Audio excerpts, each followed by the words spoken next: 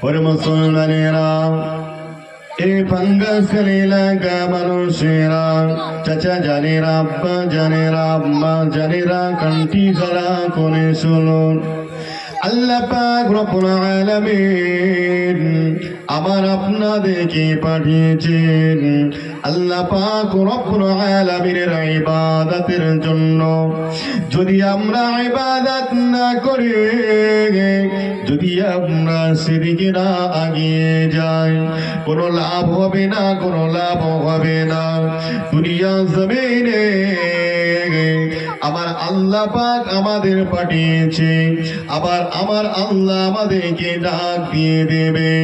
আমরা যেখানে থাকি না কেন, যত জায়গা, যত দূরে চলে যাই না কেন, আল্লাহ পাকের মহাবাণী কোরআন শরীফে আমার আল্লাহ পাক জানিয়ে দিয়েছে, তার সেইখানে গিয়ে মৃত্যু বরণ করতে হবে, মরণ তার স্বাদ চাকতে হবে, মরণ কেমন জিনিস তার চেখে দেখতে হবে।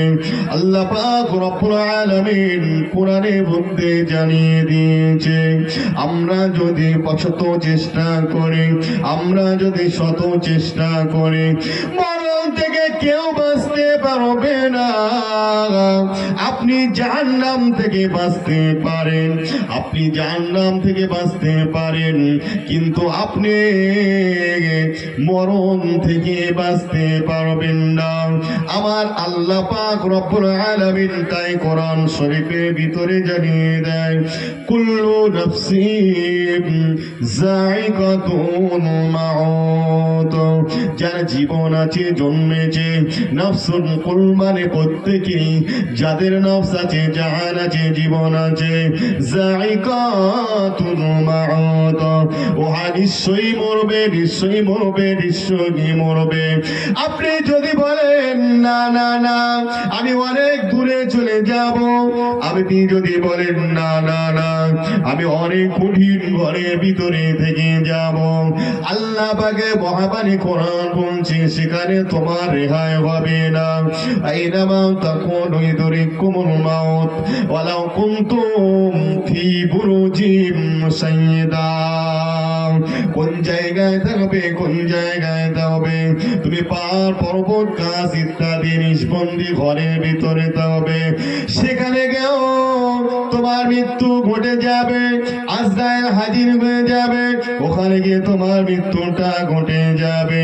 যদি মনে করেন না না না আজরাইল আসার সাথে সাথে আজরাইলের সঙ্গে আমি লাইন করে নেব, সুন্দর যোগাযোগ করে নেব, সুন্দরভাবে লাইন করে নেব, কিন্তু সেটাও হবে না, সেটাও হবে না।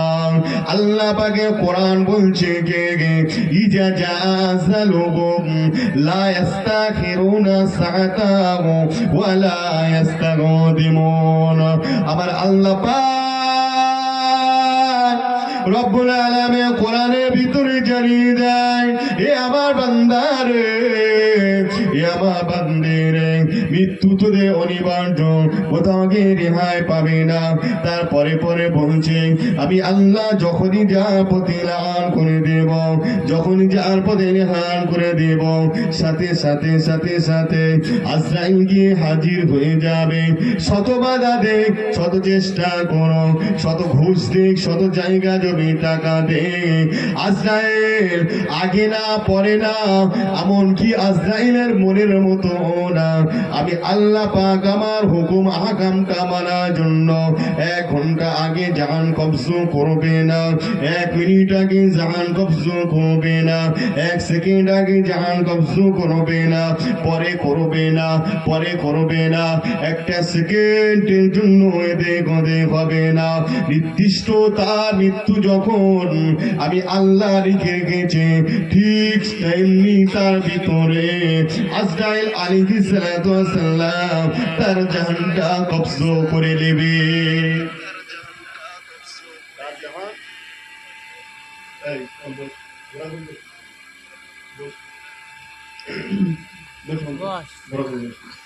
তার জাহান কবজ করবে, কারণ রেখায় হবে না, আমাদের রেখায় নাই। জাহান কব্জ করবেই। এ মুসলমানেরা, হযরত দাউদ নবী আলাইহিস সালাতু ওয়াস সালাম হেঁটে হেঁটে হেঁটে হেঁটে হেঁটে হেঁটে যেতে লাগে। সঙ্গে সঙ্গে সঙ্গে সঙ্গে নাযাল আজরাইল আলাইহিস সালাতু ওয়াস সালাম নাজিল হলেন।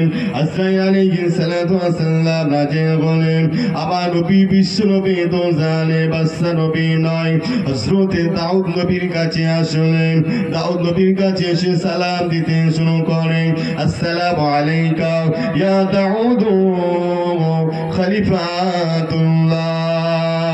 দাউদ নবী ভয়ে গুতো হয়ে বলতে লাগে, ওয়ালাইকুম আসসালাম ওয়ালাইকুম আসসালাম আইনা হাবিবি লিকাই জিবরাইল। এবার আজরাইল তুমি আসলে কেন, তুমি আসলে কেন? আমার চিরবন্ধু জিবরাইল কোথায়? হযরত দাউদ নবী প্রশ্নটা ছুড়ে দিলেন। আজরাইল আলাইহিস সালাতু ওয়াস সালাম বলতে লাগে, এ ভাই দাউদ, শুনে রেখে দাও, জেনে রেখে দাও, তোমার মৃত্যুর আগ পর্যন্ত আর কোনদিন জিবরাইল আসবে না। হযরত দাউদ নবী আলাইহিস সালাতু ওয়াস সালাম, দাউদ নবী আলাইহিস সালাতু ওয়াস সালাম বুঝতে পেরে গেলেন। ছুটে ছুটে সঙ্গে সঙ্গে নিকটে চলে আসলেন। আবার এমনকি আজরাইল আলাইহিস সালাতু ওয়াস সালামকে বলতে লাগে, অনুসল্লি রাকাতা, অনুসল্লি রাকাতা, আমাকে দূরে কাজ নামাজ পড়ার মতো সুযোগ দিয়া গো,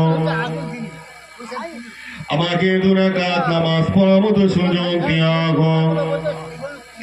হযরত আজরাইল আলাইহিস সালাতু ওয়াস সালাম বললেন, শোনো দাউদ, সময় তোমার আগে তুমি যদি পারো মৃত্যুর আগ পর্যন্ত নামাজ আদায় করে নাও। হযরত দাউদ নবী আলাইহিস সালাতু ওয়াস সালাম কাছে আসলেন। ইরিজি সঙ্গে সঙ্গে বসে পড়লেন। মাটি দ্বারা আতওয়াদ্দা ওযুটা করে নিলেন। অনুসল্লি রাকাতা, দুই রাকাত নামাজ পড়ার জন্য ইকামা দাঁড়িয়ে গেলেন। হযরত আজরাইলের দিকে ফলো করে করে বলতে লাগে, এবার আজরাইল শুনে রেখে দাও, জেনে রেখে দাও, পৃথিবীর জমিনে মানব জাতি বন্ধু করে, আত্মীয় স্বজন করে, শ্বশুর বাড়ি যায়, বাবার বাড়ি যায়, খালার বাড়ি যায়, মিষ্টি নিয়ে তারা বন্ধুত্ব বজায় রাখার জন্য মামার বাড়ি, খালার বাড়ি, শ্বশুর বাড়ি দিকে এগিয়ে যায়। আমি দাউদ একটা কথা জানাতে চাই, অসুস্থ রোগীকে দেখতে যাওয়ার জন্য সুন্দর ফলের দোকানে চলে যায়। লেবু, আপেল, নাশপাতি, আঙ্গুর এমন ভাবে বেদানা সুন্দর ফল নিয়ে চলে যায়। বন্ধুর বাড়িতে গিয়ে হাজির হয়ে যায়। অসুস্থ রোগীকে দেখতে যাওয়ার জন্য হাজির হয়ে যায়। শোনো আজরাইল, আল্লাহ পাক রব্বুল আলামিন হচ্ছে আমার দোস্ত, আল্লাহ পাক রব্বুল আলামিন হচ্ছেন আমার বন্ধু। আমি আল্লাহ পাক রব্বুল আলামিনের কাছে সাক্ষাতে যাব। কি তোফা নিয়ে যাব, কি তোফা নিয়ে যাব? এবার আজরাইল, এই দুই রাকাত নামাজটাই হবে আল্লাহ পাকের সাথে। আমি দাউদ আমার বন্ধুত্ব ঘেপা একবার জোরে বলুন। বুঝতে পারছেন তো? বন্ধুত্ব ঘেপা। হযরত আজরাইল বলছে, দাও, সময় তোমার নাই, তুমি যদি পারো দ্রুত আদায় করে নাও। দাউদ নবী বসে পড়লেন। ইরেজি আতওয়াদ্দা তায়াম্মুম করে নিলেন, ওযু ছেড়ে নিলেন, মাটি দাঁড়ায় ইকামা দাঁড়িয়ে গেলেন। সুন্দরভাবে নামাজ নিয়ে পঙ্ক বেঁধে নিলেন। সুন্দরভাবে 8 রাকাত নামাজ আদায় করেছেন। 1 রাকাত নামাজ আদায় করেছেন। পরের রাকাতে দাঁড়িয়ে গেছে, সূরা ফাতিহা দিল, সূরাটা দিয়ে দিল, রুকুতে চলে আসলো, রুকুতে চলে আসলো। হযরত দাউদ নবী আলাইহিস সালাতু ওয়াস সালাম আর সিজদা যেতে পারলো না, আর দাঁড়াতে পারলো না, আর বসতে পারলো না। ওই অবস্থায়, রুকু অবস্থায় হযরতে দাউদের মৃত্যুটা ঘটে যায়। সকলে বলুন ইন্না লিল্লাহি ওয়া ইন্না ইলাইহি রাজিউন। দাউদ নবীর মৃত্যুটা ঘটে গেছে, আর আমরা কি বলুন, আমরা কি, আমাদের অবস্থাটা কি? মৃত্যু অনিবার্য, মৃত্যু থেকে রেহাই হবে না। নবী রাসূল পয়গম্বর তারা মৃত্যুর স্বাদ গ্রহণ করেছে, তিনারা মরে জিন্দা পনতা নিয়েছে, কিন্তু না না না না, আমাদেরকেও মৃত্যুটাকে সাড়া দিতে হবে, চলে যেতে হবে। আপনি চাইলে জাহান্নাম থেকে বাঁচতে পারেন। জাহান্নাম বড় কঠিন, জাহান্নাম বড় কঠিন, জাহান্নাম এত কঠিন। ওই জাহান্নাম এমন ভাবে জ্বলবে, এমন ভাবে মানুষকে আক্রমণ করবে, প্রতিশোধ নেবে, এমনকি আমরা শেষ হয়ে যাব, শেষ হয়ে যাব, শেষ হয়ে যাব। পৃথিবীর জমিনে শস্য পরিমাণ আগুন নিয়ে 70 বার ধুয়ে ধুয়ে ধুয়ে ধুয়ে যারা পরিমাণ শস্য পরিমাণ আগুন দুনিয়া জমিনে দিয়েছে। আজকে দেখুন দুনিয়া জমিনে সে আগুন দ্বারা ভাত রান্না করে আমরা খাই, ইট পুড়িয়ে ঘরে ব্যবহার করে, বড় বড় দাবানল হয়ে যায়, দাও দাও দাও দাও করে চলছে। ঘর বাড়ি ইত্যাদি বিভিন্ন জায়গায় আগুন দ্বারা জায়গা এমনকি ধরে যাচ্ছে। মুসলমানেরা সে আগুন দ্বারা দুনিয়া জমিনে আমরা পুরানোর কাজে ব্যবস্থা করে, ব্যবহৃত করে, সেই আগুন দ্বারা বড় বড় বড় বড় পুরানোর কাজে আমরা লাগিয়ে থাকি।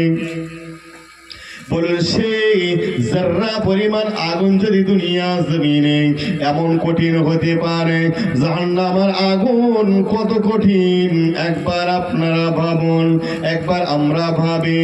তাই সেই জাহান্নাম থেকে আপনি বাঁচতে পারবেন, কিন্তু মৃত্যু থেকে আপনি রেহাই পাবেন না। জাহান্নামা ইবাদত বন্দেগী করলে আল্লাহ পাক রব্বুল আলামিন চাইলে আমরা জাহান্নাম থেকে বাঁচতে পারি, কিন্তু আমরা মৃত্যু থেকে বাঁচতে পারবো না। কারণ আমাদের পিতা মাতা, দাদু দাদি, নানা নানি, চাচা চাচি, ময় মুরব্বী, তার পিতা, তার পিতা, তার পিতা, তার পিতা, তার পিতা, তার পিতা চলে গেছে দুনিয়া থেকে। আজকে আমাদের কঠিন সময় এসেছে, আজকে আমাদের কঠিন সময় এসেছে। সারাটা জীবনটা শেষ করে ফেলেছে, ইবাদত করি না, নামাজে যাই না, রোজা রাখি না, কালেমা পড়ি না, মসজিদ মুখ হই না, ভালো কাজ করি না, ভালো কাজে সাজি না, ভালো জায়গায় যাই না, অংশগ্রহণ করি না। এখন আমাদের সুযোগ এসেছে, এখন এক হয়ে যান, এখন এক হয়ে যান, এখন এক হয়ে যান, এক ছাতার তলায় চলে আসুন, প্রতিবাদ করুন, প্রতিবাদ করুন, প্রতিবাদ করুন। আমাদের প্রতি বড় জুলুম, আমাদের প্রতি বড় অত্যাচার, আমাদের প্রতি বড় জুলুম নেমে এসেছে। কি জুলুম একটু বলুন, কতটা সার আছে আপনাদের দেখি। ছেলেদের বয়সে ভুলভাল বললে ক্ষমা করবেন, কি কি বলুন, যে অকাপ সম্পর্কিত আমাদের কি করছে, মাথায় ডুবে দিয়ে করে, তাকে অপমান করে, মুখে দাঁড়িয়ে রাখে, তাকে অপমান করে, পাঞ্জাবি পরে তাকে অপমান করে, মসজিদ আছে মসজিদকে অপমান করে, ঈদগাহ মাঠ অপমান করে, কবরস্থ অপমান করে, জানাজা নামাজ ময়দান অপবাদ করে। হে মুসলমানেরা, চতুর্দিকে মুসলমানের উপরে সর্ববেশি কেন টার্গেট, মুসলমানের প্রতি কেন টার্গেট? আজকে বুঝতে হবে, আজকে বুঝতে হবে। আমার বিশ্ব নবে তো জানের বাচ্চা নবে, আবার সারাটা জীবন কাটিয়ে গেছে, মৃত্যুর সঙ্গে কোনোদিন আপোষ করে না। কোরআনের আয়াত আছে কিনা? উতবা, উতাইবা, সাইবা, আবু জাহিল, আবু লাহাব, আবু জাহেল, উতবা, উতাইবা, সাইবা, আবু সুফিয়ান ছিলেন, তখন আমার নবী প্রতি অত্যাচার করেছে। কিন্তু শেষের বেলা আবু সুফিয়ান 632 খ্রিস্টাব্দে ফাতহুল মক্কা বিজয়ের পরে আবু সুফিয়ান হাতে হাত দিয়ে কালেমা পড়ে মুসলমান হয়েছে। তার আগ পর্যন্ত তাদের কাছে ছিল আমার নবী, বিশ্ব নবী মক্কা থেকে যখন বিতাড়িত হয়েছে আবু জাহেলদের হাত থেকে, আবু জাহেলদের চক্রান্ত থেকে, সেই সময়ে আবু সুফিয়ান কিন্তু তার মধ্যে ছিলেন। মক্কা বিজয়ে সেই সময় আবু সুফিয়ান কালেমা পড়েছে।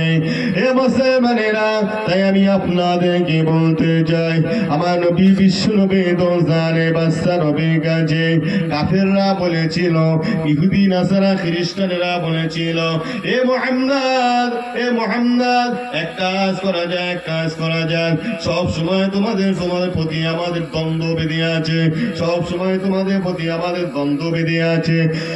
হে মুহাম্মদ, শুনে রেখে দাও, যে রেখে দাও, তুমি বেশি দ্বন্দ্বের দিকে আর যেও না। তোমার ভিতরে তোমার প্রতি পরাজয় সে ঘটছে, তুমি দ্বন্দ্বের ভিতরে আর যেও না, আর যেও না। কি করব? আমরা একসঙ্গে মিলেমিশে তোমাদের ধর্ম কর্ম আমরা করব, আমাদের ধর্ম কর্ম সকলে মিলেমিশে করব, তাহলে কারো ভিতরে কারো বিবাদ থাকবে না। তোমরা সকলে মিলে আমাদের ধর্ম কর্মগুলো করব, আমরা সকলে মিলে তোমাদের ধর্ম কর্মগুলো করব। বিশ্বনবী আমার বলছেন, লা লা লা লা লাকুম দীনুকুম ওয়ালিয়া দীন।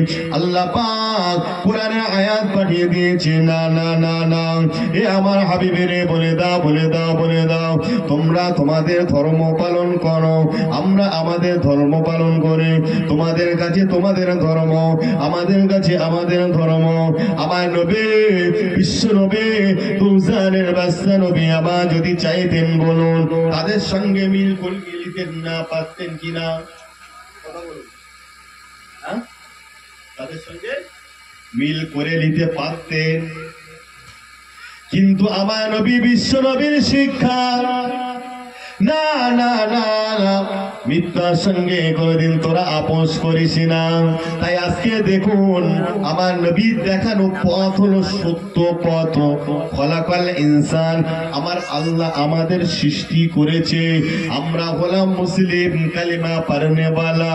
আল্লাহ পাকের কাছে কতটা গ্রান্টেড আমরা জানি না, তবে হ্যাঁ, আমরা নিজেদের কাছে নিজেরা বিশ্বাসিত, আমরা একজন কালিমা পড়নেওয়ালা বান্দা বান্দে। হে মুসলমানেরা, তাই আমাদের ওয়াকাবের বিরুদ্ধে লড়তে হবে কিনা বলুন? তাই তো আমাদের ঈমান। কোরআনের প্রতি জুলুম নেমে এসেছে, কালেমার প্রতি জুলুম নেমে এসেছে, হাদিসের প্রতি জুলুম নেমে এসেছে, মুসলমানদের প্রতি জুলুম নেমে এসেছে। আমার নবী বিশ্ব নবী দোজানে বাদশা নবী আমার কালেমা প্রচারের সময় জুলুম নেমে এসেছে। আমার নবী বিশ্ব নবী কোরআনের বাণী শোনায়, আল্লাহ পাকে মালাইকা ফেরেশতা এসে দিয়ে যায়, আজগাইবি কথা বলে, সেগুলো হলো আমার আল্লাহ পাকের কথা। তার বিরুদ্ধে ইহুদি নাসারা খ্রিস্টানেরা বিরুদ্ধে ষড়যন্ত্র করেছে, তার বিরুদ্ধে কি হয়েছে?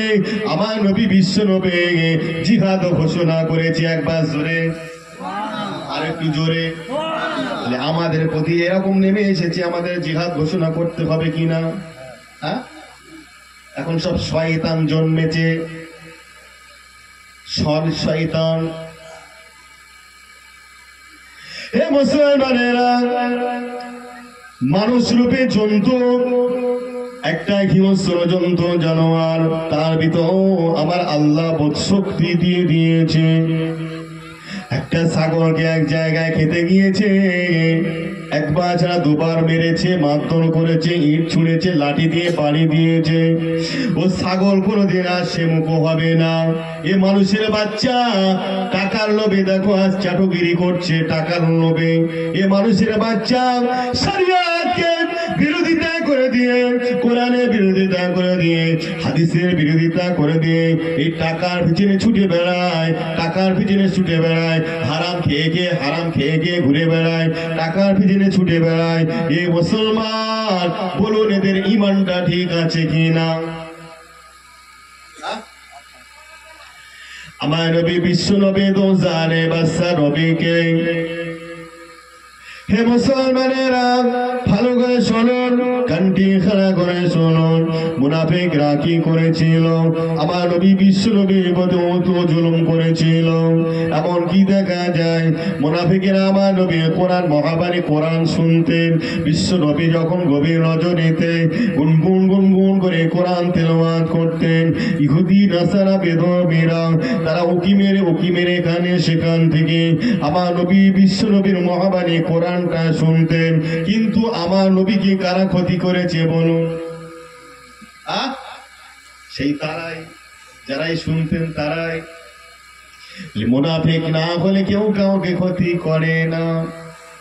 মুনাফিকি করে হোসাইন হুজুরকে কতল করা হয়েছে, মুনাফিকি করে আনাস হুজুরকে ক্ষতি করা হয়েছে, মেরে ফেলা হয়েছে। মুনাফিকি করে ইমাম মুসলিম হুজুরকে খুন করা হয়েছে, মেরে ফেলেছে। মুনাফিকি করে আলী আসগারকে তীর বর্ষিত করেছে। মুনাফিকি করে আমার হোসেন হাসান হুজুরকেও হত্যা করা হয়েছে। মুনাফিকি করে হযরতে আবু বকর, হযরতে ওমর, হযরতে ওসমান, হযরতে আলী, হযরতে আবু বকর নয়, আবু বকর হুজুর বাদ দিয়ে হযরতে ওমর, হযরতে ওসমান, হযরতে আলী হুজুরকে এই মুনাফিকেরা ক্ষতি করেছে। এই মুনাফিকেরা ডাইরেক্ট তরবাল দিয়ে ক্ষতি মানে খুন করেছে। এ মুসলমান, আজকে আমাদের প্রতি এই মুনাফিক ঢুকিয়ে আছে। শরিয়াতের ভিতরে বড় ডিস্টার্ব হয়ে দাঁড়ায়, মুনাফিক দেখে চিহ্নিত করতে হবে। আসলে যারা মুনাফিক হবে তারা কিন্তু না, তাদের ঈমান নাই। কোরআনের বিরুদ্ধে যারা কাজ করবে তারা ঈমান নাই, তারা মুসলমান নয়। হাদিসের বিরুদ্ধে যারা কাজ করবে তারা মুসলমান নাই, তাদের ঈমান নাই। শরিয়াতের বিরুদ্ধে যারা কাজ করবে তারা হলো বেঈমান। মসজিদের বিরুদ্ধে যারা কাজ করবে তারা হলো বেঈমান। যারা সহযোগিতা করবে তারাও বেঈমান। যারা তাদের সঙ্গে থাকবে তারাও বেঈমান। তাদের ঈমান নাই। যারা আল্লাহর প্রতি জুলুম করেছে, কোরআনের প্রতি জুলুম করেছে, মসজিদের প্রতি জুলুম করেছে, হাদিসের প্রতি জুলুম করেছে, নবীর প্রতি জুলুম করেছে, কবরস্থানের প্রতি জুলুম করেছে, না মাদ্রাসার প্রতি জুলুম করেছে, আর তাদের সঙ্গে যারা সহযোগিতা করবে বিগত দিনে, এখন যারা করেছে, বিগত করেছে, এখনো করছে, সকলে হলো মুনাফিক। তাদের ঈমান নাই। কোরআনের উপরে কলম চলছে, তোমরা ঈমান আছে? গাধা, বইটা খুলে পড়ো, হো করো না, মুসলিম করে চিল্লাও না, পড়ো, একটু পড়ো, হাদিস একটু পড়ো, আগে ঈমানটা আনো, আগে বোঝো। বিশ্বনবীর প্রতি এসেছিল কোরআন, আমার আল্লাহ পাঠিয়েছে। আমার নবীর চলাফেরা, কথা বসা, সাহাবাদের কথা একসঙ্গে করে মৌল সমর্থনকে হাদিস বলা হয়। বিশ্বনবীর কথাকে হাদিস বলা হয়, মৌল সমর্থনকে হাদিস বলা হয়, আল্লাহ পাকের দিওয়াকে কোরআন বলা হয়। আমার নবীর কাছে দিয়েছে সেই কোরআন। ওই কোরআনের প্রতি যদি আমরা জুলুম করে, ওই কোরআন যদি আমরা অপমান অপদস্থ করে, আমি বলে যাই যারা কোরআনকে অপমান অপদস্থ করলো ও হলো বেঈমান। মুনাফিক আলাদা, বেঈমান আলাদা। মুনাফিক কি এই ঈমান এনেছেই চলে গেছে, মাথায় ডুবিতে গেছে, বোঝা যায় না, সবাই মনে করছে তাই তো, ও তো ভালো, তারপরে তুমি এসি লাগালাগি। এর নাম হলো মুনাফিক। আর যার ঈমান নাই, বেঈমান, ঈমান আনতে গেলে তো এগুলো করতেই হবে। আমান্তু বিল্লাহি, আমি ঈমান এনেছি আল্লাহ হইতে, ও মালাইকা, মালাইকা ফেরেশতা আমাকে মেনে নিতে হবে, আছে মেনে নিতে হবে। ওয়া কুতুবিহি, কিতাবকে মেনে নিতে হবে। ও রাসূলিহি, নবীকে মেনে নিতে হবে। ও হিসাবিহি, হিসাব হবে মেনে নিতে হবে। ও মিজানিহি, গাড়ি পাল্লায় ওজন করা হবে, এটাও মেনে নিতে হবে। এইগুলো মানতে হবে তো আপনার ঈমান। মুসলমান ঈমান আনতে গেলে এগুলো আনতে হবে। আর এর উপরে যদি জুলুম করে, অত্যাচার করে, আমার নবীর মাদ্রাসার উপরে যদি অত্যাচার করে, আল্লাহ পাকের ঘর মসজিদ বাইতুল্লাহ যদি তার উপরে অত্যাচার করে, আমার কথা বুঝতে পারছেন তো বাবাজি? আমি এখনো বলছি আপনাদের ছেলের বয়সে হয়তো একটু হুঙ্কার বেশি কি কম হচ্ছে জানি না, ক্ষমা করবেন, ক্ষমা করবেন। আজকের কি হচ্ছে ভালো করে দেখবেন। আমাদেরকে ঘুম পাড়ানো হচ্ছে, সুড়সুড়ি দিয়ে ঘুম পাড়ানো হচ্ছে, আমাদের গালে ভাত তুলিয়ে দিয়ে খাওয়ানো ঘুম পাড়ানো হচ্ছে, আমাদেরকে দোলনায় শুইয়ে দিয়ে নাড়া দিয়ে ঘুম পাড়ানো হচ্ছে। কিন্তু দোলনাটা কোথায় বাঁধা আছে একবার ভালো করে দেখুন। ওখান থেকে ছেড়ে দিলে, খুলে দিলে আমরা শেষ, মাটির সঙ্গে মিশে দেব। আর উঠে দাঁড়াতে পারবো না, আর উঠে দাঁড়াতে পারবো না, বসতে পারবো না। ওটাই হলো আমাদের শেষ ঘুম, সেইটাই হলো আমাদের শেষ ঘুম পাড়ানো। জাগো, জাগো, এখন আর ঘুমানোর সময় নাই, এখন আর ঘুমানোর সময় নাই। জেগে ওঠো, জেগে ওঠো। বুঝতে পারছেন? জাগতে হবে। তাই আমি আপনাদের কাছে আরজ করি, মুসলমান সব কেড়ে নিয়ে যাচ্ছে। আপনার ভাই ইন্তেকাল করেছে, মাটি দেবে কোথায়, দাফন করবে কোথায়, সেটাও তাদের কাছ থেকে শুনে আসতে হবে। কখন মাটি হবে, কি বৃত্তান্ত, কাল সকাল 10টা 11টা না বাজলে তারা অফিস খুলবে না। আপনি সেখান থেকে পাশ নিয়ে আসবেন, তারপরে কবরস্থ করবেন। আপনার বাড়ির পাশে বড় এমএলএ, আপনার বাড়ির পাশে বড় প্রধান, আপনার বাড়ির পাশে বড় মন্ত্রী, বড় হামবাড়াই তামবাড়াই লোক রয়েছে, গ্রামের মোড়ল রয়েছে।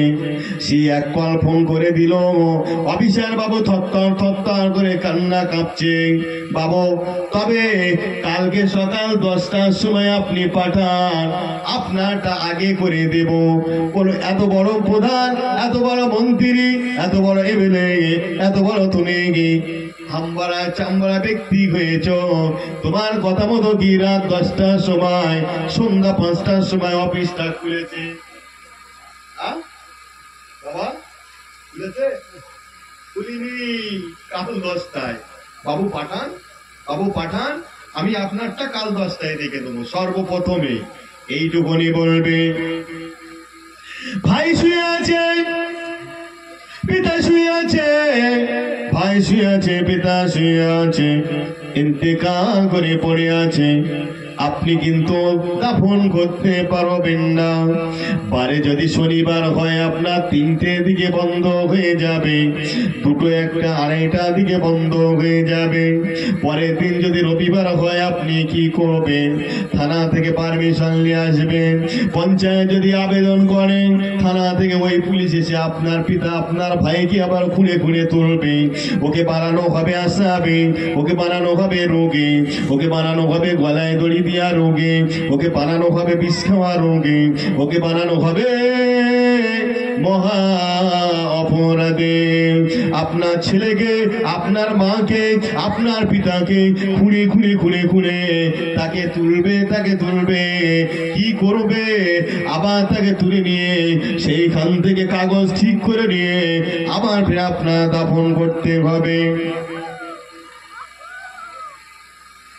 এই হিরো বাবা সাতমোর পাঙ্গাসখালী বড় মসজিদে যদি 5 জনা ব্যক্তি এসে তালা মেরে দেয়, কালকে জুমার দিন নামাজটা আদায় করিয়ে নিয়ে যদি বলে, যাও বাবা আমরা কাগজটা একটু যাচাই করব।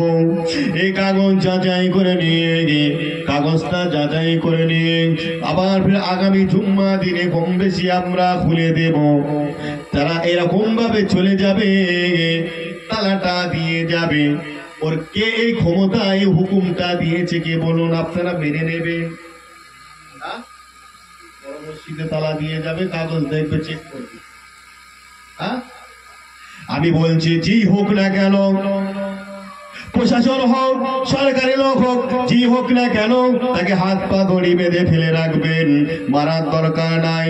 এমনকি আইন হাতে তুলে নেবেন না, ক্ষতবিক্ষত তাকে করবেন না, হাতে দড়ি পায়ে দড়ি দিয়ে হারিসের মতো তাকে বেঁধে ফেলে রাখবে। এক বাক্যে আপনারা জেগে উঠবেন, এক বাক্যে আপনারা জিহাদ ঘোষণা করে দেবেন। কোথায় আজকে হাত দিয়েছে? এ এক ধর্মের নামে শুশ্রূষণী, ও এক ধর্মের নামে শুশ্রূষণী, এ এক পার্টির নামে শুশ্রূষণী, এ আর একটা ক্ষমতার বলে শুশ্রূষণী। না না, এগুলো আমরা সহ করতে পারি না। এক জায়গায় হতে হবে, রাজপথ সব বন্ধ করে দিতে হবে। তখন সরকার বলবে দাঁড়া দাঁড়া দাঁড়া, আমরা চিন্তা করে দেখি আমাদের ভুল আছে, পারমিশন লোক না আমরা যখন যে কাজ করবো কোনো পারমিশনের দরকার নেই। তুই হাতটা দিলি কোথায়? এটা হবে সরকারের সাথে আমাদের সাথে। কে সঙ্গে আছে দেখবো না, পিছনে কি আছে দেখবো না। বদরের যুদ্ধের মতো আমরা তৈরি হয়ে যাব। আমার নবী, বিশ্ব নবী দিমা শিক্ষা হাদিস কোরআন অনুপাতে আমরা যেটা দেখেছি, 313 জন নিয়ে আমার নবী বিশ্ব নবী মদিনা থেকে আগিয়ে আরো একটু মাঠের দিকে যাচ্ছে। এখানে এসে না জানি আরো অনেকের ক্ষতি করে দেবে। আবু জাহেলের দলবল লোকজনই কোথায় যায়? মদিনা দিকে এগিয়ে যায়। মুহাম্মদকে অত্যাচার করে তাড়িয়ে দেওয়া হলো। মদিনা বড় উত্তপ্ত হয়ে উঠছে, মদিনা বড় ডেভেলপমেন্ট হয়ে উঠছে। মদিনাটা বড় টাকা হয়ে যায়, দামি হয়ে উঠছে, উন্নতি হয়ে যাচ্ছে। আবু জাহেল চিন্তা করে দেখল মুহাম্মদকে মেরে ফেলে দেওয়া, মুহাম্মদকে তাড়িয়ে দেওয়া ভুল হয়েছে। এ মুসলমানেরা, তাই আবু জাহেল সঙ্গের সাথীদেরকে নিয়ে টুকটুক করে আগিয়ে যায়। মদিনা হামলা করার জন্য রেডি হয়ে আগিয়ে যায়। আমার নবীর কানে চলে আসে, বিশ্ব নবীর কানে যখন এই সংবাদটা চলে আসে, আমার